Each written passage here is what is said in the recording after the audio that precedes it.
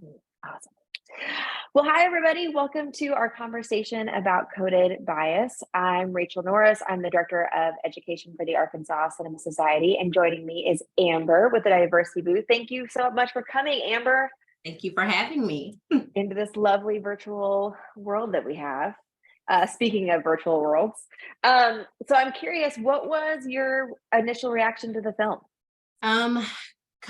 So for a living, I'm a diversity, equity, inclusion consultant. And I talk a lot about implicit bias and things of that nature.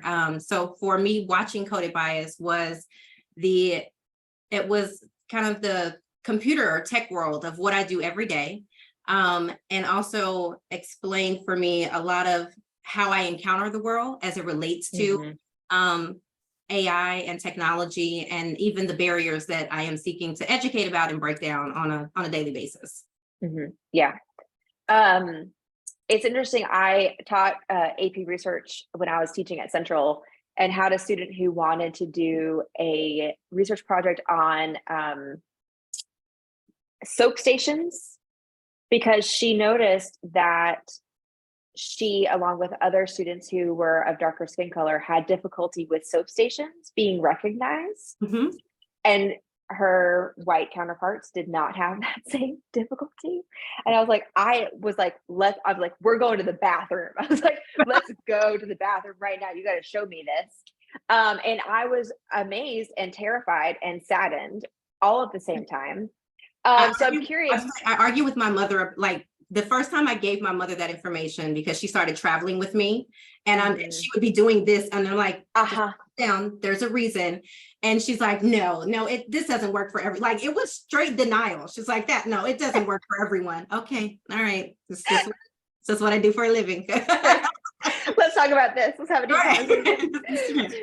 I'm curious, so other than soap dispensers, which have you encountered other situations where coded bias has clearly been playing a role in your life, or even in your clients' lives? Right. I'm curious, have you experienced that outside of the soap dispenser? So if I am working with clients that actually, let's say, are in the tech space and they are doing AI, and so like one of our clients is one of the largest network securities company in the world. And so we're talking about those individuals simply using biometrics to get in certain buildings and having trouble, you know what I mean? Like just having trouble accessing buildings in which they work can be an issue. Or I think about the bias in me working with criminal justice organizations, and them trying to make sure that they are being inclusive, but still using algorithms, to determine things like recidivism and trying to explain the impact there. So as far as my personal, it may be that my iPhone doesn't open as often.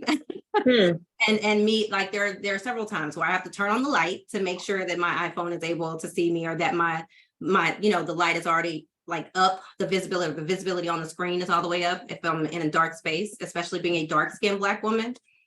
So it's more so in the work. Yes, I am vastly or acutely aware of the impact in my everyday life. There are times that it happens so often I get used to, okay, my iPhone can't see me, or how often I have to redo my face, from as even just being a Black woman, and how often we change our hair. And I, like do something and it's like, oh, that's not you. Or even in Facebook, my Facebook is currently struggles to tell my sister Courtney and I are apart. We are 5 years apart. I am the older sister, even though people question that often. Look at you, brush your shoulders off. But Facebook will say, we found a new photo of you. No, Facebook, that is my sister who is 5 years younger. It's also kind of terrifying that they're even trying to do that. It kind of freaks me out. It freaks me out a lot. Yeah. Yes. It's interesting that you brought up the biometric systems, because, part of the film discusses the Atlantic Plaza Towers and how they were using it for residents to be able to get in and out of the building. And given the work that you do with these organizations, I'm curious, like, what do you feel intentional inclusivity would look like for AI? What do you think needs to be put into place, or actions that need to occur in order to have intentional inclusivity?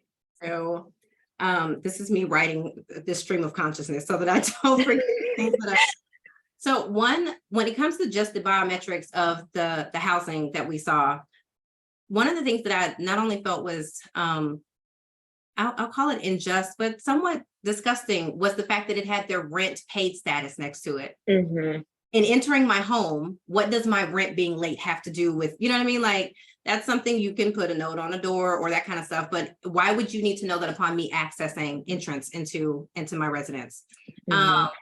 Unless I had been evicted. Does that make sense what I'm saying? So Mhm. Mhm. to me, it's the adding of information that you have included that can cause the unintentional inclusivity. It is, are you going to be rejecting people that haven't, or not allowing access after 5 days of, like, what is the implication of the fact that that needed to be included in that information, I guess, was kind of the first thing. What needs to happen as far as the make it more intentionally inclusive, there needs to be a pipeline to make sure we have diverse programmers. We know that to be one of the ways to best, improve the system, is to make sure that the people who are programming these things are representative of the population we're trying to serve. And that's not just in AI, that's with anything, right? So it is making sure that we have pipelines, that we are including a broad spectrum of individuals, whether we're talking about race, gender, like all the things across the spectrum for which you are including or creating, programming that includes AI. It is the testing of, even when you are testing, are you testing this on the reason that dark-skinned individuals can be excluded more isn't just because we're not in the programming, it's the, colorism, which is a whole different type of bias, means that even if you are prone to hiring, let's say, diverse individuals, they're typically lighter skinned individuals of those same minority groups. Does that make sense? So even the people are unintentionally mirroring themselves in the code, but we have to not only think about the diversity of race, but even color and shade, in the programmers that we're hiring. Then there is the access to information. I use ChatGPT pretty often. Oh, that's on my list of things to ask you about. Right? I use it pretty often, but what I am saying is that when I am speaking to my friends and colleagues, like we're talking about other professionals, some who look like me, some who don't, who are like, ChatGPT, access to the information is also one of the things that has to be included when we're talking about justice in this space. The digital divide was made very, was exacerbated during 2020. Especially being in Arkansas, we saw full districts that weren't able to commit, to commence school because these cities didn't have, digital access. Yeah. We saw, like, everybody doesn't have iPads and things of that nature at home. So in thinking about the justice, am I teaching not only the students that have access to the internet at home, but am I teaching students in all districts how to use the information, how to put these things in, in order to be able to access those tools correctly. It may be that you have students who don't yet know that they're interested in building AI or building that code because they don't know how it can affect their communities, in a good way, right? But that's because we haven't taught them. So that's the three places I guess I see justice or intentional inclusivity being involved. It's the education of, or the adding of diverse programmers, making sure we're educating populations, and then making sure that there's access to the tools that we're talking about for everyone. Yeah, that makes sense. So speaking of ChatGPT, I am too nervous to get on it. It makes me too nervous. And, part of it is like the part of me, the educator part of me, that is concerned about people like relying on AI to kind of just do all of the thinking for them. And then the other part of me is like the freaked out Big Brother scenario with ChatGPT. And I truly feel like all of the moral issues in the building of the atom bomb is what we're facing right now with ChatGPT and AI. Like to me, there's a very similar link. And so I'm curious you said you used it. How do you feel about it? So how much time? No, I have mixed, I have very, very mixed feelings. One, because I am of the Terminator generation. We saw what happened with Starnet. I'm just saying we saw these things. We've seen the Matrix. Like, you can't allow me to grow up with the Terminator and then the Matrix and I don't know, iRobot, and then be like, hello. Oh, iRobot especially. Right? Right? Like, hello, this is the world. Like, what? Yeah. I am officially John Connor. But the other thing is, when it comes to ChatGPT, I argued with my STEM sister, who is like, wants to continue reminding me that we are humans in the sense that we are the ones programming AI. But I mean, like, but that's also scary because the goal of AI is to continue learning. All right, so are we building, I don't know, computer serial killers? Either way, the other part is that another friend of mine reminded me that AI is only that, like for ChatGPT specifically, is only as effective as the prompts that you put in. So for me, it is less about me letting ChatGPT do things that I don't know. It is I allow ChatGPT to help me with a task or assignments that I need to complete that it may be able to do faster. Like, maybe there's an email that I'm like, hey, I need this client to do XYZ. I need it by this day. And remember that you're writing it for a diversity consulting firm. And I give it information about my firm so that it understands the parameters that it needs. You know what I mean? Like it has done, and then I edit. So I never just take what it wrote and then, copy paste. There's editing that has to be done. And so in that sense, it doesn't scare me. In the sense that we are talking about what people coming up with J. Cole songs that he didn't write, or Kanye songs and things and they're like, that's creepy. Yeah. The chemical warfare also freaks me out. The fact that it has like designed a bunch of new chemical warfare. I'm like, I'm sorry, what? Yeah, like that is, if those things are scary. And again, is as scary as the people inputting the prompts and asking it to do things. And it is just a huge database, right? So for me, it is the fact that humanity is scary, and thus ChatGPT must be scary, just because of the, so yeah, I have very mixed feelings. I do allow it to assist me. I'd like to believe that I am not yet a serial killer. Like, so me using it doesn't scare me, but the world at large, it does scare me to think about the fact that what comes after this stage. Right now, like, to me, this is the ChatGPT is the mild stage of what it does. It doesn't right now feel like the Jeffersons, because we all thought that there'd be flying cars and that kind of stuff. At this point, I'd rather cars. I'd take the flying cars over, this right now. Yeah. I take the escalators in the house over this. But I am trying to embrace it and hope that we put the parameters necessary. You know what I mean? Like, that we somehow build in ethics in with intelligence, and that becomes the responsibility of programmers. Yeah. So speaking of that, amazingly enough, you just segue right into my next question without me even having to give you a secret handshake or signal. I'm so impressed. We're hive minding right now. They brought up Facebook's experiment with the voter turnout, which I was like, and the fact that the only reason why anyone knew about it was because they decided to write a paper about said voter experiment, and the algorithms about teacher jobs. Alone as a educator, I was already nervous about them using standardized testing as a way to determine whether or not a teacher is which is effective. Faulty in and of itself. Yes, that's an entire another hour worth of conversation. Yes. But to then use an algorithm to then just make those decisions, I'm curious, what types of protections do you feel like, and what safeguards do we need to develop in order for it to protect citizens? Like, what do you feel would need to be put in place? I think that's twofold, because I first acknowledge my bias. I come from a family of educators. My father was my administrator for kindergarten through 6th grade and in the field for 30 plus, and my uncle and several, and even my sister. So my love for educators and my understanding of the needs. So thank you even for it's like, I thank you for your service. It's not something easy. To then think that you could take that job and put it down and calculate the impact of it based on numbers is not only crazy, but it's incalculable.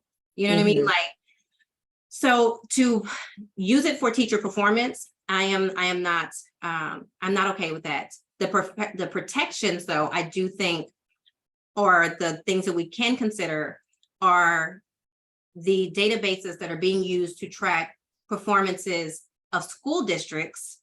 And as long as we are inputting the correct measures, right? So right now we're saying, let's say we have this school district and this percentage of school districts has an F, which we know grading schools also has, that's a whole different conversation. So it's a whole different, so what I am saying is, join us next time on for the new series on bias in education. Yes. So, but what I'm saying is, let's say that we said that the data showed us this school has an F. This school also is under-sourced, under-resourced, has this many paraprofessionals, has this many, does not have an in-school counselor. Like, if it also had, you know what I mean? Like, if the reporting allowed us real human metrics to go into, the fact of what could actually cause for that, and not just the numbers and the output, then I'm like, okay. When it comes to evaluating individual teachers, I don't feel that those things are as easy to quantify, right? To be able to see if teachers are building curriculum that is reflective of the students that they're trying to impact. What pedagogy did they use in order to, you know what I mean? Like, those things are the things that you should use when you are evaluating teachers, not just the numbers of how many students pass the test, because that, you know what I mean? Like, it's also extremely, subjective to a lot of things. So the protections are that that should not happen. We should not be evaluating, firing or hiring teachers based on, just databases that have very subjective metrics that we're not even, and using that as the absolute, to determine hireability or fireability. Yeah, that's, I hadn't thought about district performance as a whole, and I do think that there is something to be said about utilizing data appropriately. Right. But when you're not putting in the right parameters that see, like the whole school, whole child, whole family model, if that's not all be taken into account, then the data that's being collected is now an inaccurate point of reference. This percentage of schools has this, but how many of those classes are overcrowded? Is that also in that same formula that you're, and then if you adjust for those things, does the grade change? That's what I want to see, Yeah. How many of those teachers actually have teaching degrees? Exactly. Right. Like, how many of those are actually doing professional development, all of the things. So many. We could, seriously, we're about to start the whole series here. This is the Amber-Rachel series. I'm here for it. I'll be here. Where we discuss serious things. That's gonna be the tagline. Yes.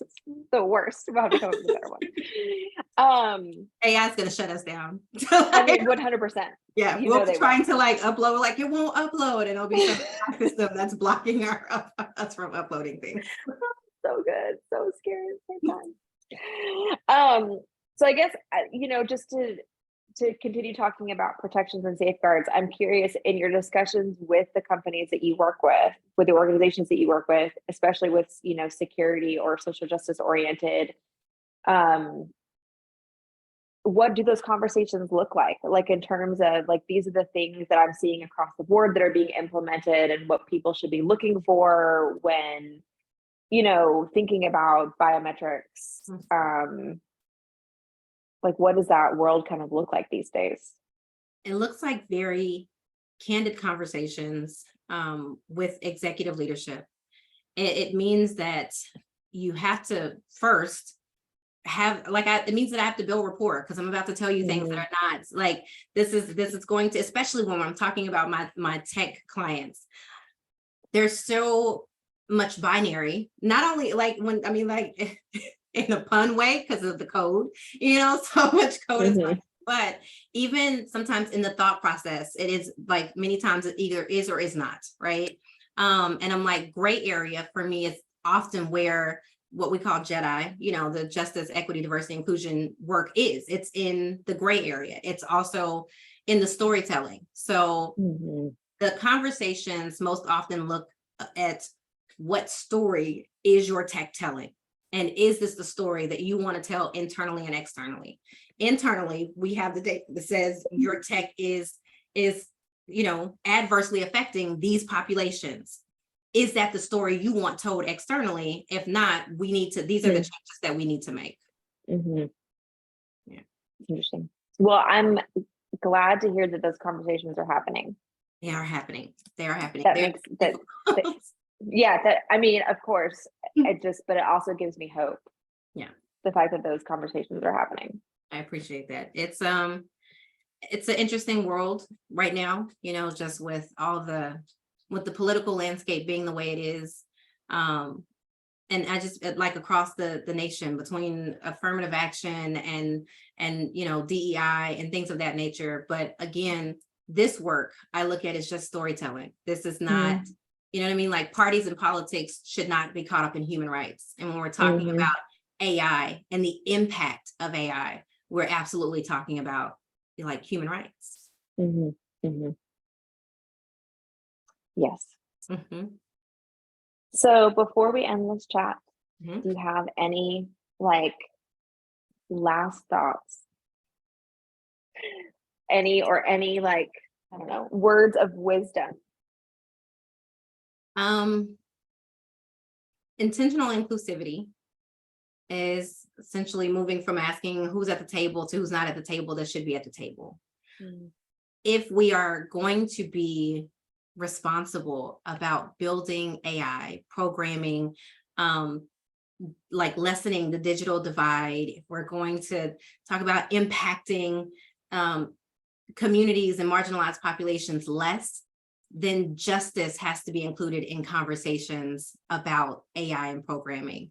And in order to do that, intentional inclusivity is not only a requirement, but it must be the foundation of those conversations.